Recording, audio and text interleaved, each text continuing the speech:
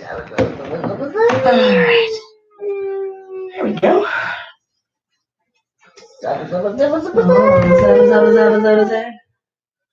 Sounds like a playing friend. Okay, here we go. Alright, we'll see if that charges down there. The case is going to be a bit. Okay, here we go. Yeah. Alright, here we go.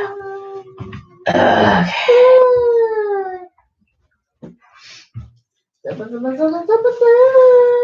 Oh no, where'd my bookmark go? Here, there it is. Okay, Munchkins, ready? Let's see. Where did we start? Last night, we stopped at... Okay. Oh, because Saul didn't wait for Samuel to do the offering, so... And he took back a sheep from his raid, so... Saul has been commanded by Samuel to bring home no spoils from his victory. But he cannot resist the fat sheep and cattle. He brings them home and is caught red-handed by Samuel. My people took only the best to sacrifice to God. To obey is better than to sacrifice. This is the second time you have disobeyed God. And because you have done so, the Lord will take your kingdom from you. No, my people, At first, Saul tries to lay the blame on his people, but finally he admits he has sinned against God.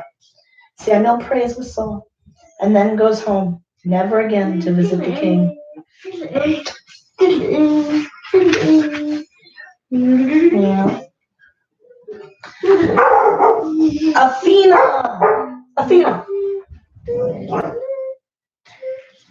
Whose socks does she have? At God's command, Samuel goes to Bethlehem, where he is greeted by Jesse, the grandson of Ruth and Boaz. Have we done anything wrong that you have come to judge us? No, I have come to give an offering to God. Jesse, God wants me to choose one of your sons for a special service. Will you bring them to me? Of course. You're trouble, little girl, you know that? Stop. Here's a sock.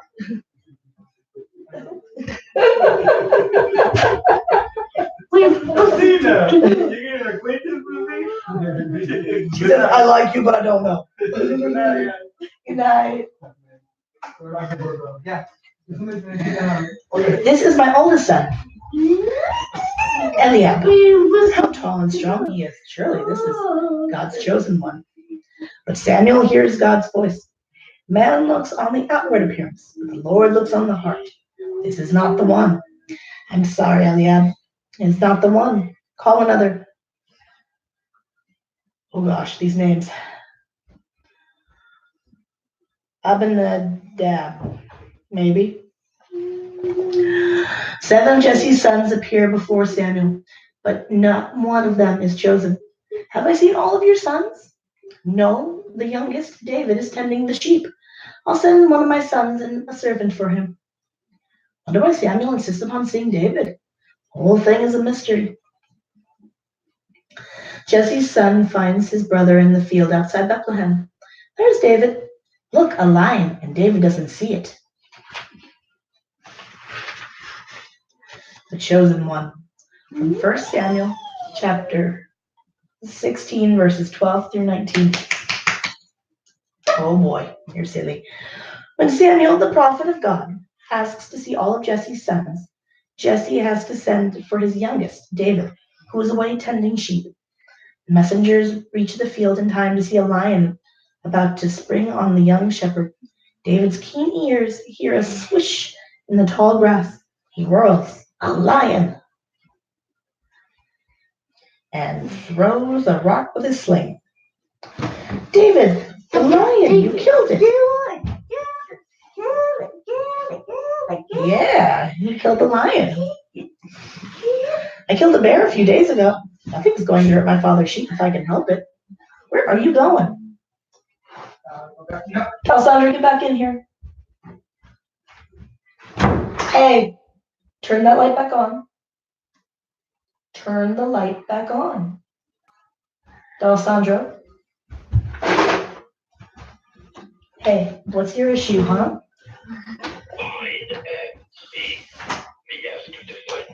We're not done yet, okay? You need to calm down, okay? Deep breath. Okay? Alright. Let's relax and focus on the story, okay? Okay. You're a brave shepherd, David. But hurry home. Samuel wants to see you. I've brought a man to stay with the sheep. Me? But why? On the hike back to the city, David continues to wonder. But when Samuel sees the young shepherd boy, he knows his search has ended. For he hears God say, "This is my chosen one." Before Jesse and his sons, Samuel blesses David and anoints his head with oil.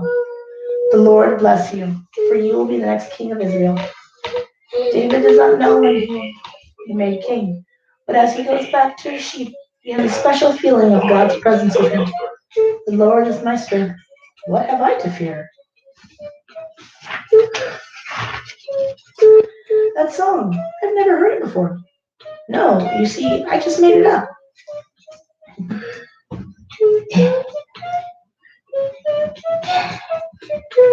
I'm on your toes. What is your name? I'm David, the son of Jesse. Back at the palace, the men go to seek King Saul, but they find him staring wildly into space. There are times when I think the king is going mad. Sometimes music helps.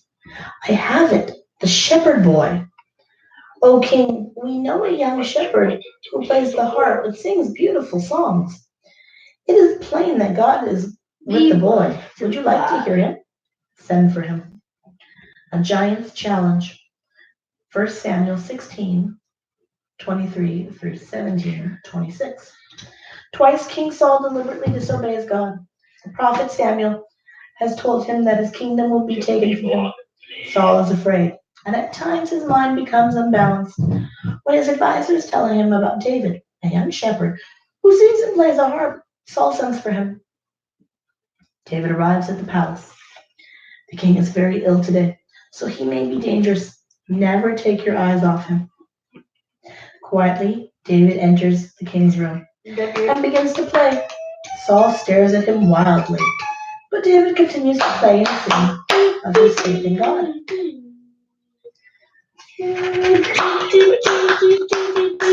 At last, King Saul relaxes and falls quietly asleep.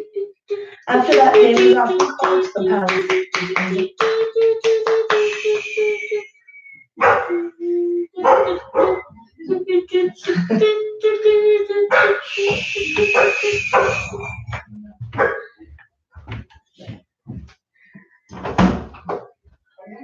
Girl, stop it.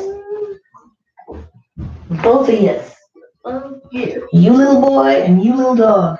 Cut it out. Yeah, whatever. Yeah, come here. Come in here and hang with us. Sit down. Sit down. Good girl. At last, King Saul relaxes and falls quietly asleep. After that, David is often called to the palace.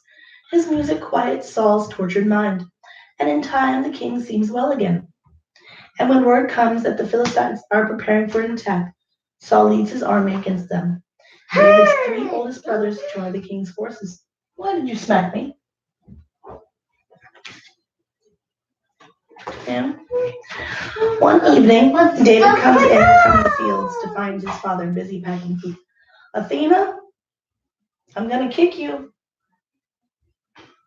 What's up with you? This is for your brothers. I want you to take it to them. I'll leave right away. What's the latest news from the front? Not good, and I'm worried. When David reaches the Israelite camp, he finds the soldiers strangely quiet. What's the matter? The matter? Listen to that giant. Calm down, please. What's up with you?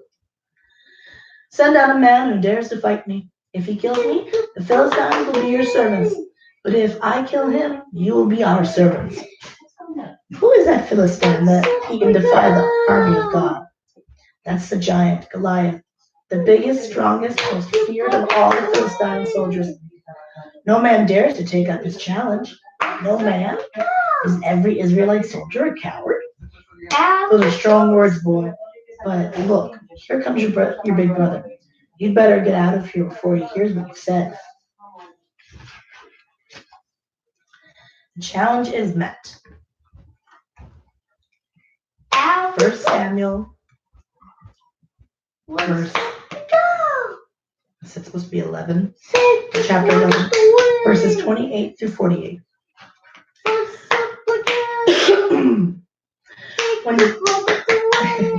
When David reaches the Israelite camp, he finds that no Israelite soldier is brave enough to accept the Philistine giant's challenge to fight. David is angry, but so is Eliab, his big brother. What are you doing here? Why aren't you home where you belong, taking care of the sheep? Father sent me here with food for you. Now you tell me why no one has accepted Goliath's challenge to fight. Ever since the prophet Samuel chose David instead of him, Eliab has been filled with jealousy. Now it bursts into the open. You're just a show-off. I'm not afraid. I'll fight the giant. Meanwhile, in King Saul's tent, every day that giant defies us, I have offered a handsome reward, even my daughter in marriage. But not one soldier in my whole army will accept the challenge. O king, there's one outside who accepts, but bring him here at once. David enters, but Saul does not remember the shepherd who played for him. A shepherd boy, you can't fight a giant.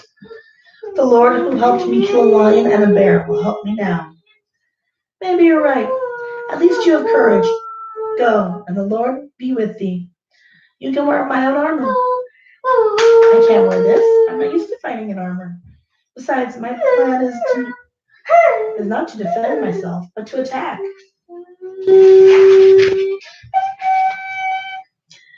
With only his staff and a sling, David goes out to meet the Philistine giant. The armies of both camps watch their champions as they face each other. Am I a dog that you come at me with sticks and stones? I'll give your flesh to the wild beasts. You come with a sword and a spear and a shield, but I come in the name of God, who will give me the victory. The giant laughs, but David whirls his sling, takes careful aim, and lets the stone fly. The jealous king, from 1 Samuel 17, verse 48 through 18, verse 9. For 40 days, the Philistine giant Goliath challenges the Israelites to fight. But not one soldier in all King Saul's army is brave enough to accept the challenge until David, the young shepherd, offers to meet the giant with only a staff and a sling and his faith in God. Even while David whirls his sling, the giant laughs, but the stone hit its mark, and the giant falls. Goliath's dead! In terror, the Philistines flee for their lives, spurred on by the sudden turn of events. The excited Israelites chase the Philistines back to their own land. Athena! Hey! Okay. Gosh. When the army returns, Saul's general Abner takes David to see the king. You saved Israel, David. From now on, you will live in the palace. Prince Jonathan will take you back with him. David and Jonathan become true friends and make a pact of friendship. David, I'm proud to be the friend of the bravest man in Israel. I want to give you my robe and armor as a sign that I will be loyal to you forever. Thank you, Jonathan. God is my witness that I will be your friend until death. Triumphantly, King Saul and his victorious soldiers return home. The women rush out of the cities to greet them and sing their praises. Saul has slain his thousands, and David his 10,000s. When Saul hears these words, he thinks of the prophet Samuel told him, because you have disobeyed God, your kingdom will be given to another. People know David is a greater warrior than I. Maybe he's the one who will take my kingdom from me. That night, Saul cannot sleep. David, he's the hero now. They can't take my kingdom from me if he's dead. Get some water here.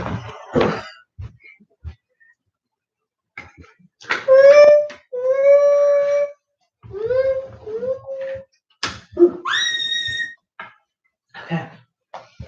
The Angry King from 1 Saul 19:22 through 20:33.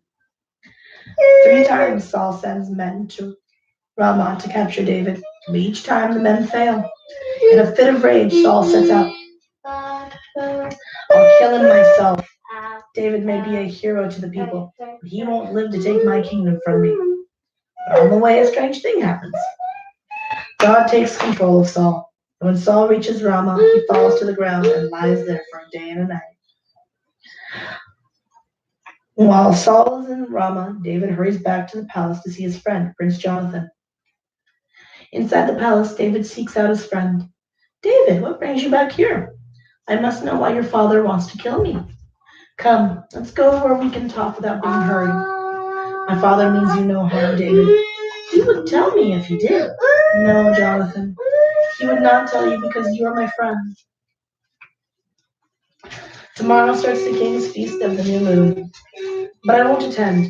If your father asks about me, tell him I have gone to Bethlehem to see my family. If he is not angry, then all is well. But if he is, remember the agreement we made before God to be friends always. I'll find out the truth. Now let's go out in the field where we can set up a secret plan for me to let you know how my father feels.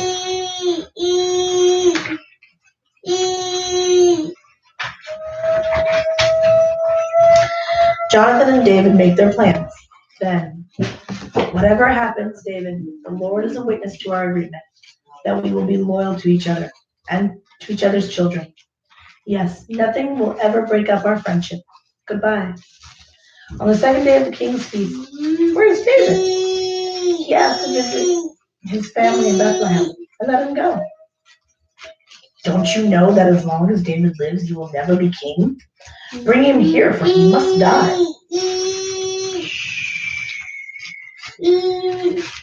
As a dog toy treat me. Why should he be killed? What has he done but serve you while in battle? Even my son is for David. Trapped in a cave. From 1 Samuel 21, verse 13 through 24, verse 5. Forced to flee for his life from King Saul, David tries to find safety in enemy country. But some of the Philistines remember David and warn their king against him. To fool them, David pretends he is crazy. This is David, the Israelite who killed Goliath. He's mad. That crazy man out of my sight. David returns to Israel, and the news of his whereabouts spreads quickly among his friends. King Saul has ordered us to fight against you, so we want to fight for you. Good. That makes 400 men on our side. But news about David also reaches Saul. The priests at Nob are helping David. One of them gave him Goliath's sword. I saw the whole thing with my own eyes. Bring the priest to me. I'll make an example of traitors who helped David. The priests of Nob plead innocent to the charge of plotting against Saul, but he will not listen. You helped my enemy, and for this you will die. In his insane desire for revenge, Saul orders the death of not only the priests of Nob, but every man, woman, and child in their city. Only one man escapes, Abiathar, who carries the tragic news to David. God forgive me. I am partly to blame. I asked for help, and your father gave it. Stay with me, for now Saul seeks your life as well as mine. Reports of David's movements are again brought to Saul, and this time the jealous king sets out with 3,000 men. Revenge. From 1 Samuel 24, verse 5 to 25, verse 13. Afraid that David will take his kingdom from him, King Saul sets out with his army to capture David. On the way, he stops to rest in a cave, unaware that David and his men are hiding in the back of it. Why doesn't he kill him? He just stands there. David looks down at the king and thinks of all the times Saul has tried to kill him. Now the jealous king is at his mercy. Athena? But David only bends down and carefully cuts off a piece of the royal robe. He's your wife's father, so if you don't want to kill him, I'll do it for you. No, he was chosen by God to be our king. It is not for us to decide when he will die.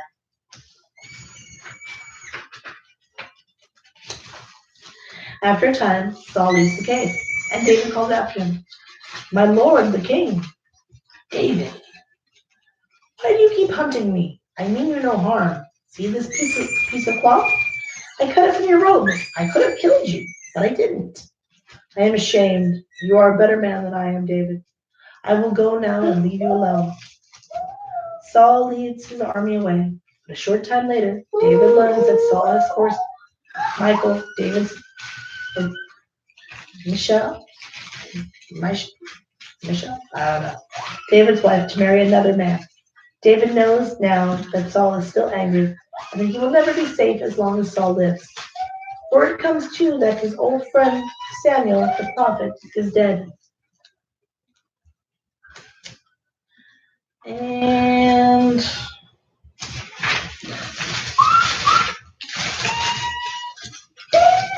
let's stop there for tonight. I know we had some interruptions, but I think that's a good place to stop. So we will continue on tomorrow. And this is not your toy, this is a dog toy. All right. Can you say goodnight, darling? Athena? Can you say goodnight? Perhaps don't bark at everybody in the house? Yeah? All right.